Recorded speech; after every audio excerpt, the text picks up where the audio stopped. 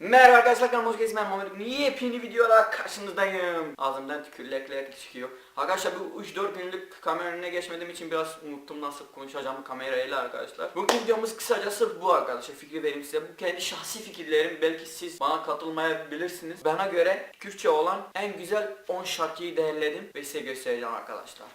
Bu kendi şahsi fikirlerim. Belki siz bana katılmayabilirsiniz. Ben en çok dinlediğim şarkılar bunlar. Onun için bunları ben seçtim. Birinci sırada arkadaşlar Ahmet Kaya Kervan.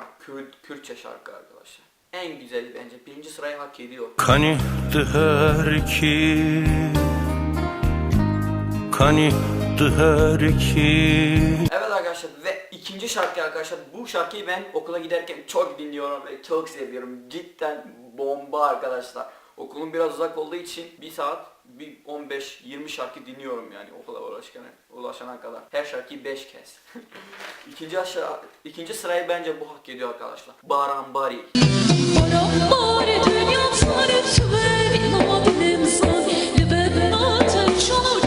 Üçüncü şarkı bana göre arkadaşlar Vere Vere Rokanam Vere.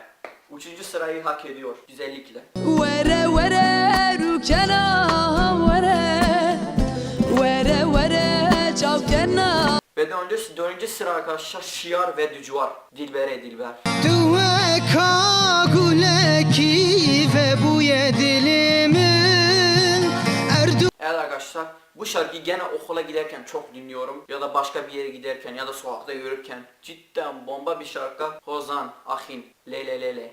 Şabimlerim adüne hat Şevreş bu disas tenemam. Altıncı sırada bazılarınız evet der, bazılarınız hayır der ama bana göre bomba, çok seviyorum, çok dinliyorum. Cuman Haço ve Hulya Hoşar. Can salemi beddatem oy oy cane. Can salemi. Yedinci sırada pek ünlü olmayan bir şarkı arkadaşlar ama bana göre bu sırayı hak ediyor. Ben çünkü çok dinliyorum. Bildiğiniz gibi arkadaşlar çok Kürt olan şarkıcılarımız baya güzel sesler sahip olan ama maalesef medyanın desteğini bulmadıkları için hiç ünlü olmayan bazı kişiler de var. Bana göre bu kişi de onlardan birisi Kobani ile Sadun. Tu dilber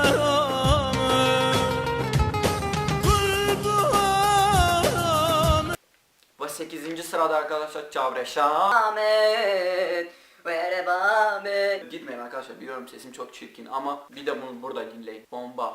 Le çağıracağım oy bela sarelim Le çağıracağım oy.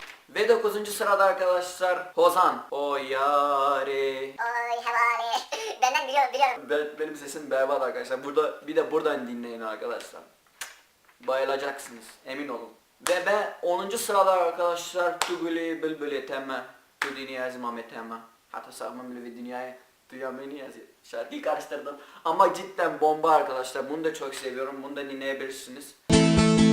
Tügülüz bülbülü temme tüzini ezmemi temme hatta sabımlı dünyayı tüyam. Evet arkadaşlar, şimdi bu dinlediğimiz şarkılar arkadaşlar birbirinden daha güzel arkadaşlar. Biliyorum, eminim bunlardan daha güzel şarkılar da var.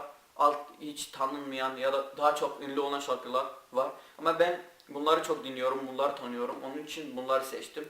Ve bence dinlediğim Kürtçe şarkıların arasında en iyi olan bunlar arkadaşlar. Belki siz bana katılmayabilirsiniz. Lütfen küfür etmeyin bunun için.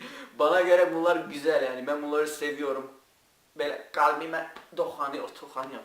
Kürtçe şarkılar bugün.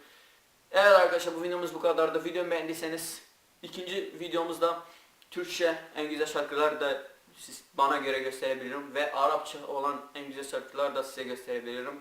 İsterseniz Almanca, isterseniz hangi dilde bu yorumlarda belirtebilirsiniz arkadaşlar. Bu videom bu kadardı arkadaşlar. Videomu beğendiyseniz lütfen beğenmeyi ve alttan kanalıma abone olmayı unutmayın. Ben Şişko Muhammed. Görüşmek üzere. Sizi çok seviyorum. Bay bay.